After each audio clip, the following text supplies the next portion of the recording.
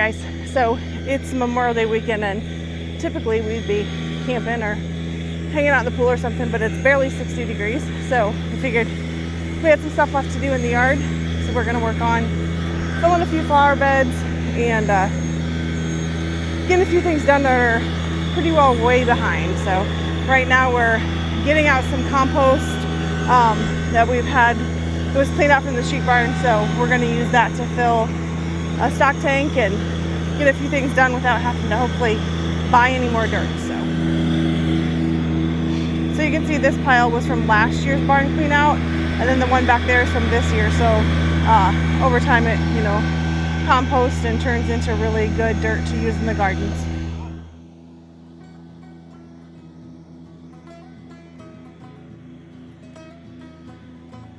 Let's try to put some on the outside.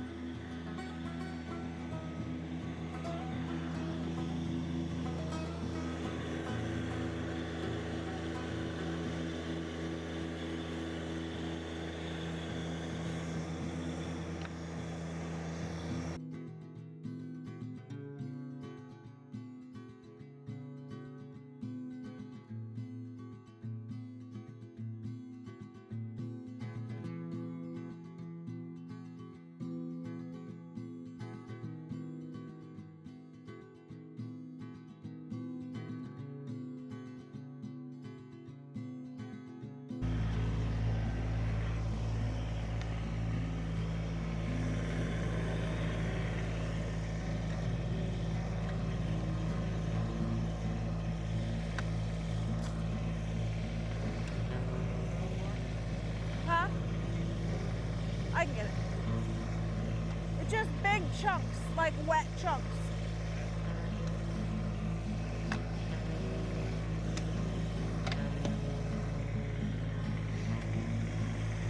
Yeah, just dump it.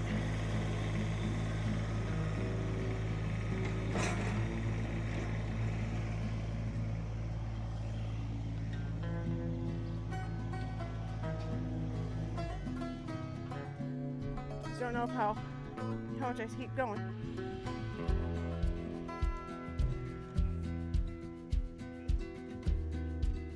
Right. These are so tall, I don't really know how.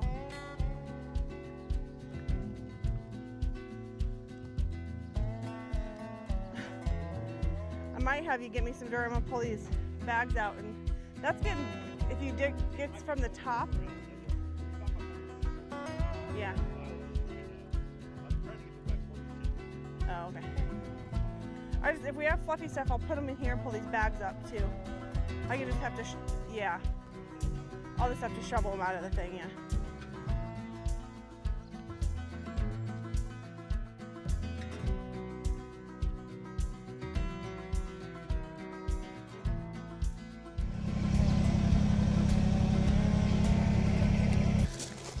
Okay guys, so we just hilled our potato bed and added some compost from last year, and actually made it so we had enough dirt in there to hill them.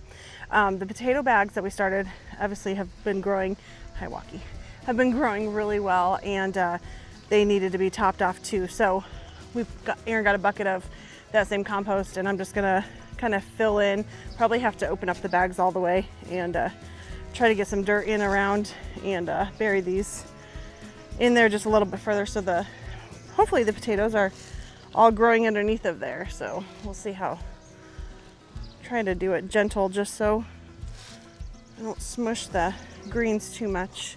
So far these seem to be growing really well in these bags. I've not done the bags before. This is our first year doing that, just giving them a try, and they seem to be really good, other than a little bit, they dry out a little bit faster, but a gal gave us some tips on just kind of bringing them up and staking them or whatever, but we might get to that point where we actually have to stick a couple tomato type cages in here to hold more dirt. I don't know, we'll see. I think I'll have to go all the way to the top, but that'll help a little bit. We had a lot of rain this last week finally, so that definitely helped everything, and probably for sure got the weeds going quite a bit too. So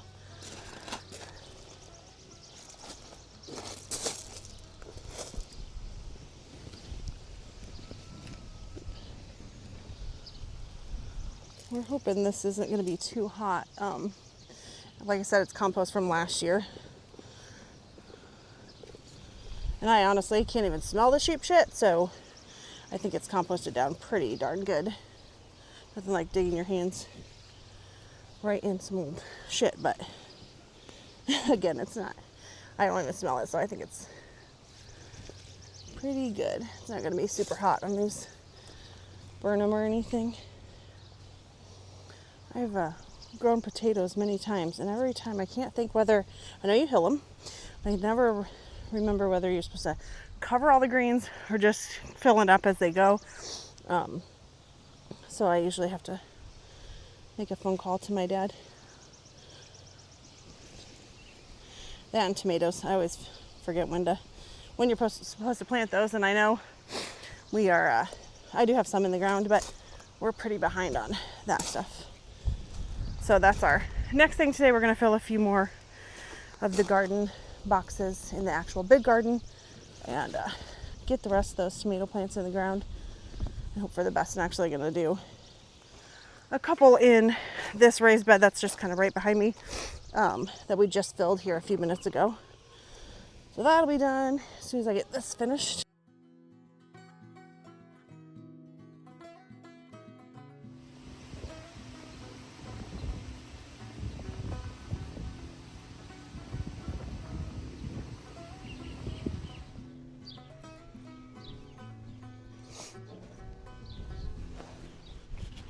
Good morning, guys. So it's Memorial Day weekend and it's a beautiful morning to be drinking coffee on the back deck.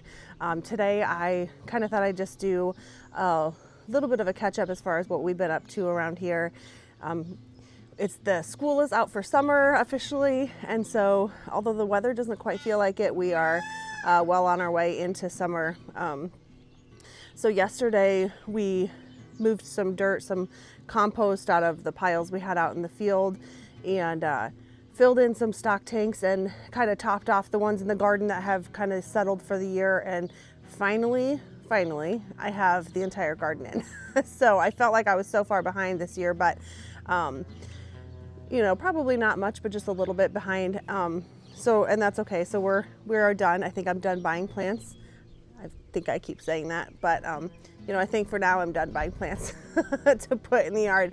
But anyhow, I thought this morning it would be a good day to kind of take a walk around and show you what's growing and what we just got in, and kind of see how things are going around here.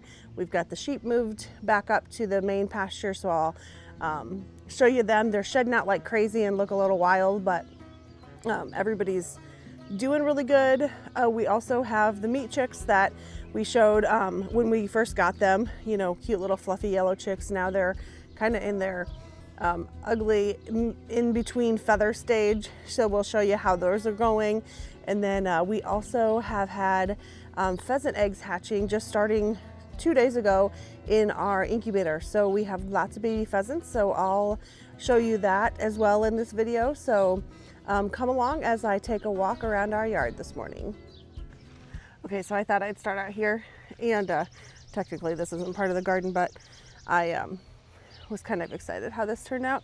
So this is my old truck, and the toolbox flops down. So I've always wanted to put like a garden or some sort of a box planter or something on there, and then maybe in the fall put some pumpkins or something. So my mom gave me these old drawers, and they're actually out of my grandparents' house, and so she suggested using them for planters. So I stuck in some ivy and a couple little things in there, and then the cool birdhouse that I found while we were out junking. Actually last weekend my cousin and I held our second annual junk sale at our place, and it was fun. It's a lot of work to do, but it's something that we've kind of always dreamt of doing, and so this is the second year doing it, and I think we're gonna keep doing it. We had an absolute ball getting ready for it, and you know, finding all the good stuff and that. So if you're local, keep an eye out for that one. Hopefully next time, or next spring at some point. I'm not sure of a date just yet, but we'll fill everybody in on that. So so this tub, again, garlic. I had tulips on each end. So of course they're starting to die off. And I was out here with a gal last night showing her the garden. She wanted to see everything, and I was talking to her about garlic and how they get scapes on them. And we found a couple that had just started to curl. So I was explaining to her how important it is. Oh, here's one. How important it is to take those off. And usually you wait till they curl a little bit, because then you can use them because they have such a garlic flavor. But I just said to her, I'm like, I said, you can eat them. They're, you know, it just tastes a little bit like garlic. Well, it must have been so spicy, the poor thing. I was like, she's never going to trust me again to try something straight from the garden. But anyhow, the main thing with getting those scapes off, and again, you can use them in a dish, or you can saute them up, or however, like asparagus or whatever. But if you don't take them off, the energy is going to go to the seed head that's trying to produce. If you do take them off, that energy to grow is going to go to those garlic bulbs. So you'll end up with a much larger bulb at the end of season. So it's important to get all of those off there. Last year, I missed just a handful of them while I was cleaning them up and getting the scapes off there. And man, what a difference in the size of bulbs. The ones that, you know, had that scape left on was just a lot smaller. Which again, we just, you know, didn't go to waste. We ate them. We just didn't hold those back for planting for the next year. So, all right. So these are our in-ground garden boxes, and the strawberries have really taken off really well, especially for being just moved this season. So it was kind of an unplanned move, but they have really grabbed hold and have a couple red ones in there. I've got, I don't know if it's slugs or a little rabbit, but something keeps coming out and eating just half of the strawberry before I can get to it. There's a little red one in there. But yeah, I don't know what it is running around out here, but it only eat about half of them, and then I guess I get the other half. Oh yeah, see right there. I don't know if you can sit my coffee cup down. But yeah, see? Just eats like half of the dang thing. So, I don't know. Not sure what's running around out here at night trying to eat my strawberries. But for the first year being moved, they're really taking off and doing good. I think I talked about it in the last video, but these are those morning glories. Awful. They pop up everywhere. And so I've been trying really hard to stay on top of those, and just every time I come out, you know, pull a few weeds. I never fails come July. Seems like the weeds take over because it's so freaking hot, or we're gone on vacation or whatever. So I've been trying to do better this year. We'll see.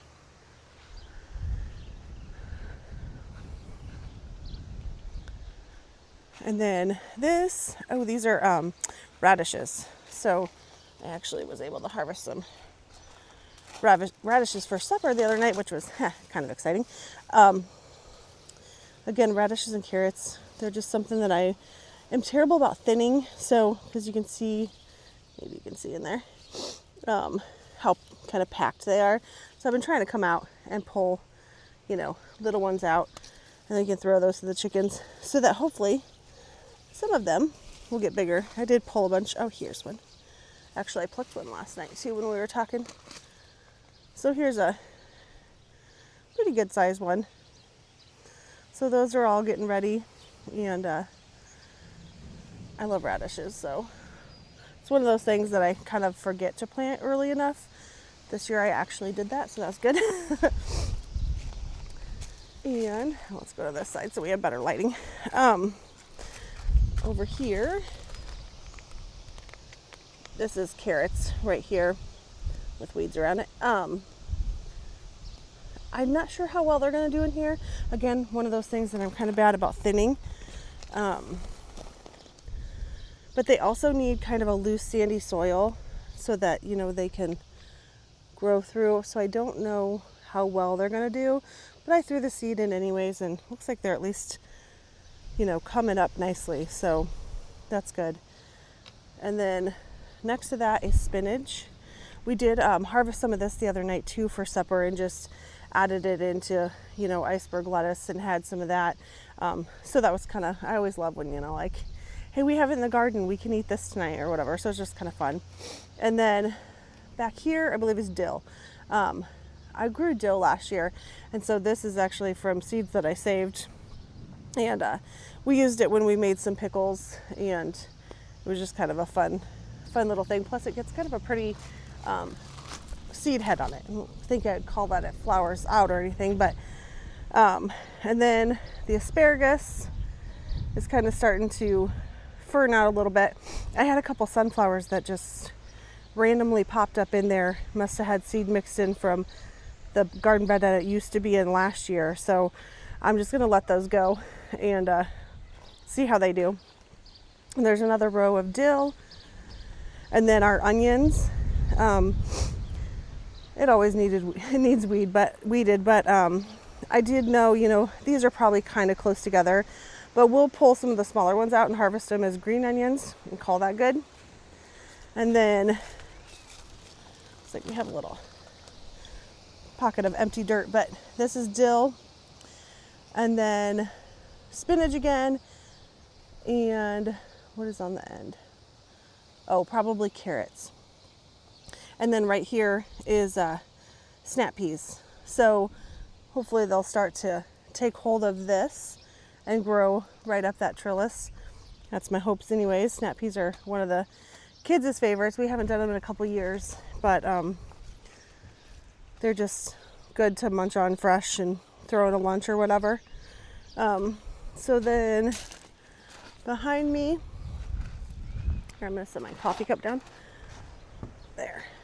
The rhubarb doesn't look all that great right now because we harvested, I would guess, a good 20 pounds of it last weekend for the sale, and we sold quite a bit of it. So that was kind of good, just to get some of it out, and then I have some left here to use up at home or get something baked. So it looks a little ragged right now, but it's doing good. So this is our potatoes. This is what was one of the projects yesterday, and I got a little bit of video, but we took compost from out in the sheep pasture and got these hilled and got that finally taken care of, because man, they were really getting to be out of the ground. I had contemplated putting some straw over them and doing that instead, so we may have to top them off with a little bit of straw too, and see how that goes. But finally there's enough dirt in there, and they're looking really good.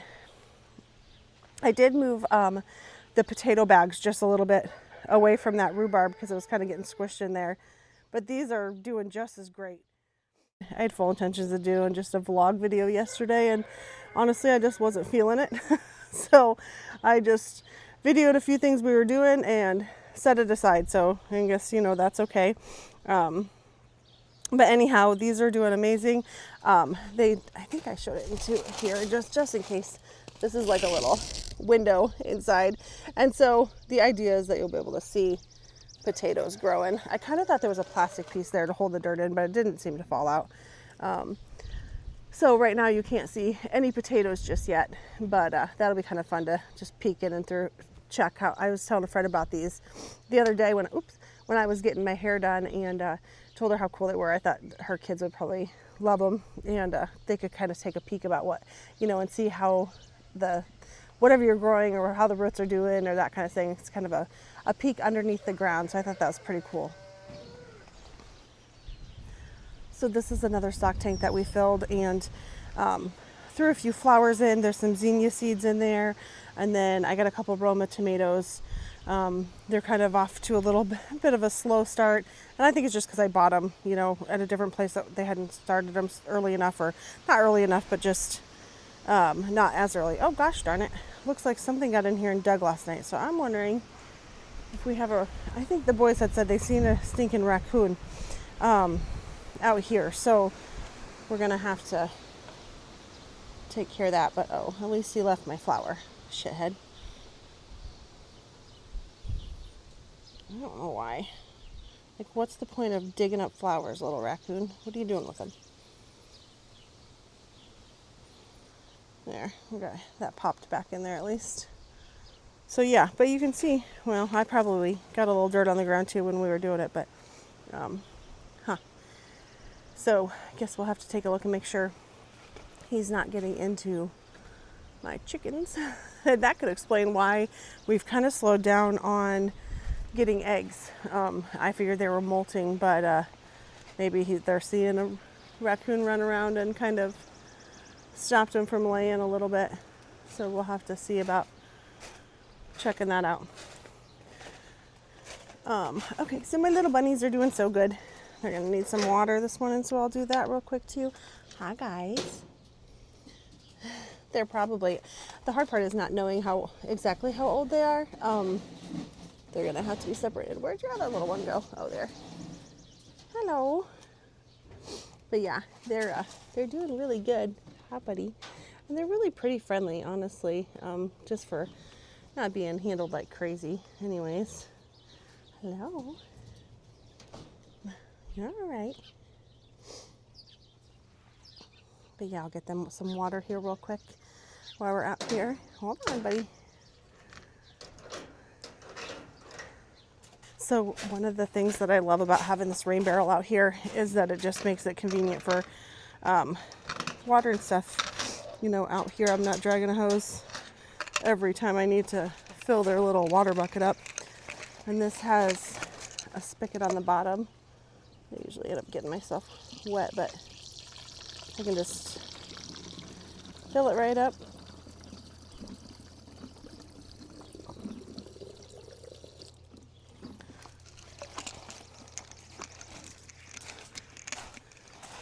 There.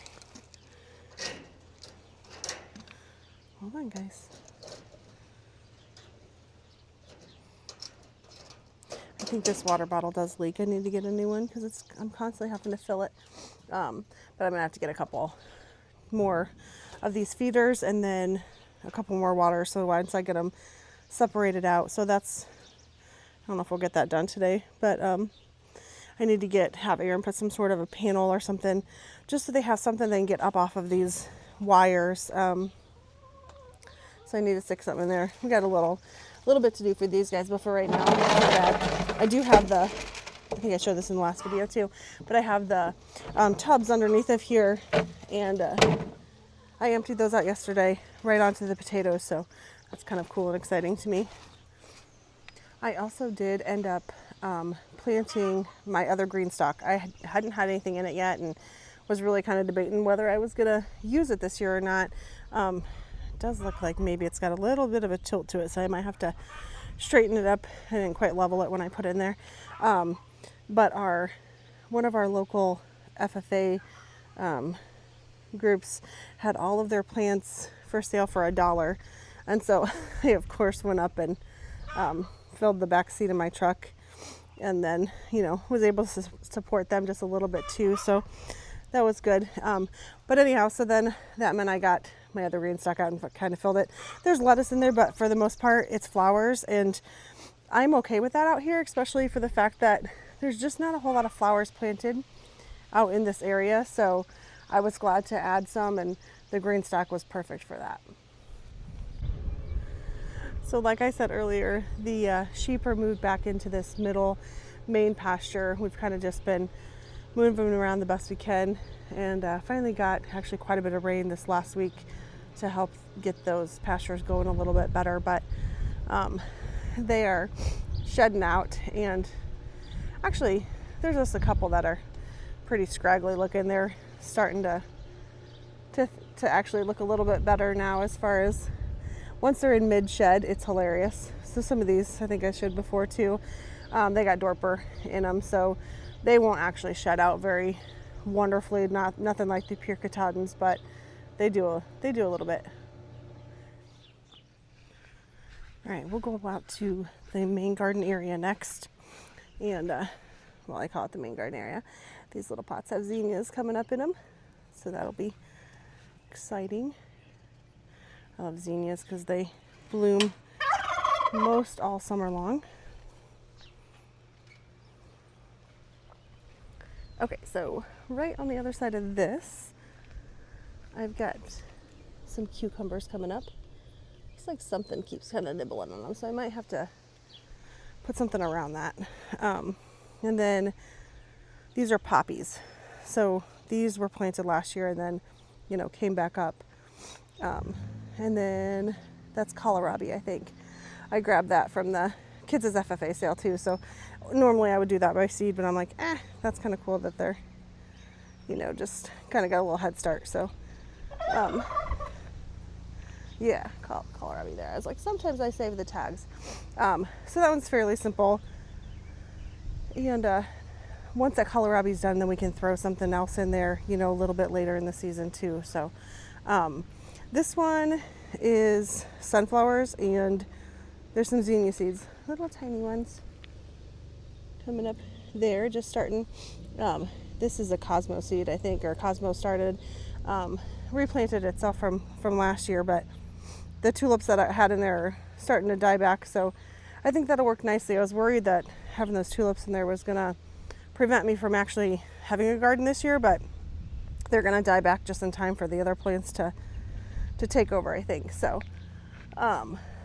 this is, I think most of the plants, or most of the tomato plants that are good size like this are like a beefsteak or some sort of more of a sandwich tomato.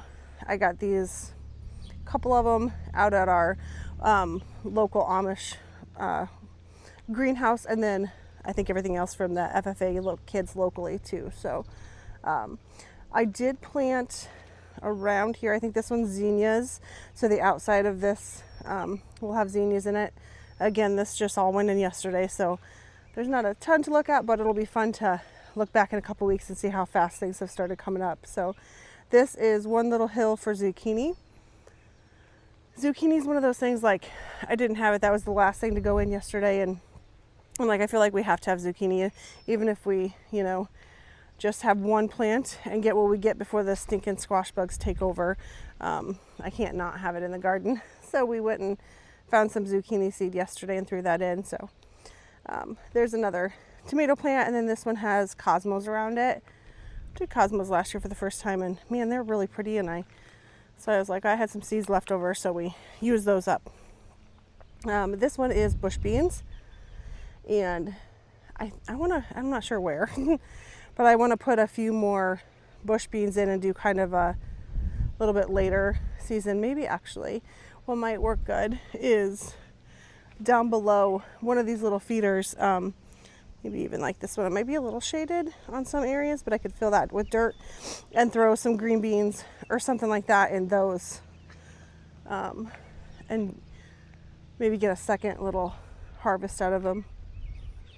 Again, that goes back to getting more dirt. We're filling it from the pile out there, but we might do that. This is cabbage, and I know there's probably too many in here for the space, but if we harvest them a little smaller, then maybe the bugs won't get them so bad like they did last year. So I stuck them all together in this one, and we'll see what happens. Again, another tomato with zinnias.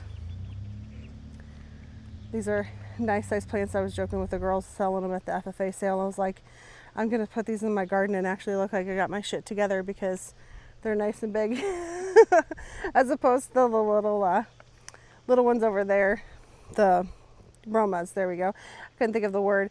They're so little that it looks like, man, I'm late, but I don't think I am too bad. So this one, again, those tulips are still working on dying off from this spring, and I've got pepper plants in here.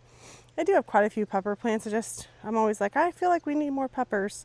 That's one thing that we really freeze a lot of, and we'll use over the winter, or we'll throw in the crock pot. You literally don't have to blanch them. You just clean them up, cut them apart, and put them in freezer bags. So we tend to try to freeze quite a few of those. There's a few marigolds in there. I do have, oh, here, maybe in the back, right underneath of here is some dill coming up. I threw that in there last year, and it was just pretty. So I think yesterday, what did I throw? Maybe not in this one. Nasturtiums. I threw those around in some of these round garden beds, so hopefully those will come up. And I love how those kind of overflow around on the sides. Plus, they're really good for helping with pests. So This one is that little Roma. It'll catch up just fine. It just looks so tiny compared to those other ones. I actually need to get, I did it on the other garden out there, but we have little pieces of tile, like a plastic tile for field tiling, and we've cut them down, and actually I need to stick that around there just to protect it from the wind while it starts to establish some better roots and get going a little bit more. So there's another one there. So last year I did a lot of these in zinnias and a bit more flowers. We have a lot of tomato plants this year compared to last year, but that's okay. Then we have plenty to work with, and that shouldn't be a problem, I don't think. But yeah, so I do still have flowers in here, so I think it'll be good. But that one is another. I did buy some from out by Kelowna that were like a something Goliath or something, kind of like a beefsteak or something. But so yeah, that is our main garden area. It's a little bit different. It's still our second year having these tanks in here, and I somewhat miss having those in-ground rows just for the nostalgic look of, you know, a garden and what all you can put in it. But man, the fact that the weeds just are a little more manageable in something like this has really helped. Obviously you can see around the fence there's some and a few popping up here and there, but those we can easily take care of, as opposed to just not staying caught up on it at all and getting behind, and then it's just, you know, a hot mess. So which it still could turn that way, we'll see. There's a look into the peacocks enjoying the breezy day.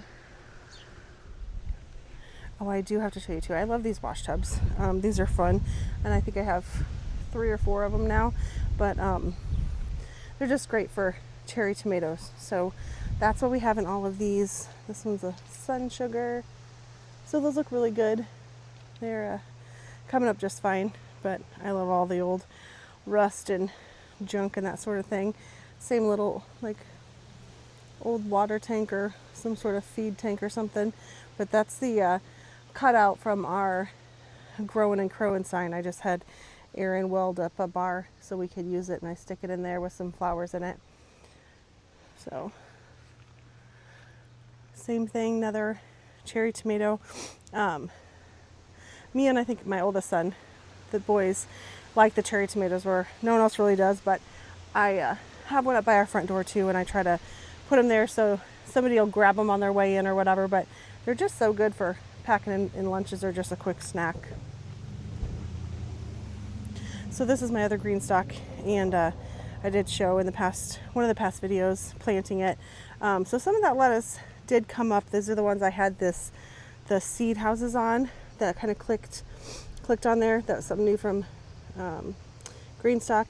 This is dill, so it's looking really good. But yeah, I think the seed houses worked pretty well to get that lettuce started. I did end up replacing some of it with what I bought at the FFA sale, but it came up pretty good. We need. Is Walker in trouble or? Oh no, I forgot he was in there. Sorry. So yeah, we've got some oregano. Oh, I kept this one here, I think, because it was this little flower. I need to get some more dirt to kind of help keep them up. So I just put that in there so it wouldn't fall out until I got some more dirt. But yeah, so sorry, Walkie. I put him in the kennel earlier and I forgot him in there. I'm sorry, buddy. So yeah, that other green stalk looks good. I love the little tiny wave petunias in there. They just fill in nicely and make it look good. Give it some color. I also thought I'd show you a quick update on the apple trees.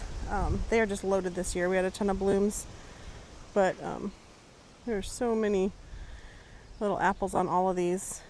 And when I come out, I've been trying to see how there's this little cluster and there's these little ones. I've been trying to take, a little breezy out today, I've been trying to take and pluck the small ones off because there's almost too many. And so that'll leave maybe a single, oh, there's one more, single apple there. So rather than getting a ton of small apples, you know, during season, we'll have nice big ones So it's almost better to have a few nice big ones than a ton of small ones that are just kind of hard to work with. So whenever I'm out here, I've been trying to go through and just get rid of a few. Yeah, see, there's like that has so many. So that's a nice big one. So all of these can get kind of plucked off a little bit. I don't know if that's like the most kosher thing to do, but to me it makes the most sense, I suppose. So we'll see. There's enough this year that I think will be just fine if I sacrifice a few little ones at the beginning of season, just to get those to grow a lot bigger. So I've told it in the past, but this is a peach tree that was supposed to be an apricot tree. And when Stark Brothers sent it to me, they had grafted the apricot tree to a peach tree apparently. Didn't know that. So I just planted it and let it grow. And the peach portion of the tree just took off like crazy. And the apricot did nothing. So I ended up with another peach tree. However, I think it's a full-size peach tree because all my other trees are semi-dwarf, so that they were a little bit more manageable in size. And this one is just huge and growing super, super tall. So I don't know if we're gonna end up topping it off one of these years or not, but it really, when I've seen a couple peaches on here, it doesn't really produce very much. It's kind of like, I would call it maybe a white peach, some sorts. One year we did get some on there, but it's just not as, they're good peaches, but they're nothing like this contender peach. So this one here in the center is a contender peach. And last year we got no peaches. And nobody in our area got peaches because there was late frost that took the blooms. So I'm super excited to see that we have at least a few peaches growing. There's one there. If I can get it to focus. You can see a few in there. So I'm thankful for that because I missed having those peaches last year. So all of these other ones have a ton of little apples on them. Everything else is apples. I've been contemplating on putting in another peach tree just because they tend to split and break, and just to have a backup. Except we have that other one that was supposed to be an apricot tree, so I don't know if it'll produce in the future or not. Down this row is the heritage red raspberries, and they're starting, you can see little berries forming. So they'll get berries on them twice a year. So looks like we'll have a good crop of those here, and that'll be here before we know it too. So those are actually super easy to grow and just takes a little maintenance. I think I did a short, I don't know if it's a full video, about how to kind of trim them down and clean them up every year to help that airflow. And it's a little hard where we have them just because they're against a barn, so I can't pick from both sides. So I kind of have to stay up on keeping them trimmed back a little bit so they don't get wild and, too hard to manage. So, but yeah, everything out here is looking really good, and I think we're gonna have a bumper crop of apples this year, so that'll be kind of fun. Okay, so the last thing in the shop is where, our incubator is. And this weekend, it was just, I was gone shooting a wedding, so Aaron grabbed a few clips that I'll stick in here, but we had lots and lots of babies. I don't know if you can see. There's one in the back. I don't know if I can get past my shadow. I don't think it's going to show up on there, but I think they're probably about done hatching, but we got quite a few. I don't know that Aaron's attempted counting or anything yet. So we had to kind of move our brooder box around, and the meat chicks are now over here. They're definitely in that kind of ugly stage like I talked about earlier, where they're in between feathers, but they're going to need to be moved here or into a bigger area pretty darn quickly because they grow so fast. So we're just making do till the weather warms up just a little bit more. But these are all the little baby pheasants, and we're having a little bit of trouble with them piling. So they're getting under these lights, which is what they do, but they pile on top of each other. And we've had some with funky legs this year. I don't know if that's a humidity thing. The incubator did a great job hatching, but yeah, they're so tiny. They're a lot of fun to do, but yeah, it's kind of troublesome when they keep piling on each other, and then we don't know how to fix it because they're just keep smushing each other. But we'll see what we end up with. So thank you so much for joining us today as we took a little walk around our farm and give you an update of what's going on. It seems like there's always plenty to do and plenty on the to-do list. So if you would, please hit that like and subscribe button and join us next time as we share our life on our little farm.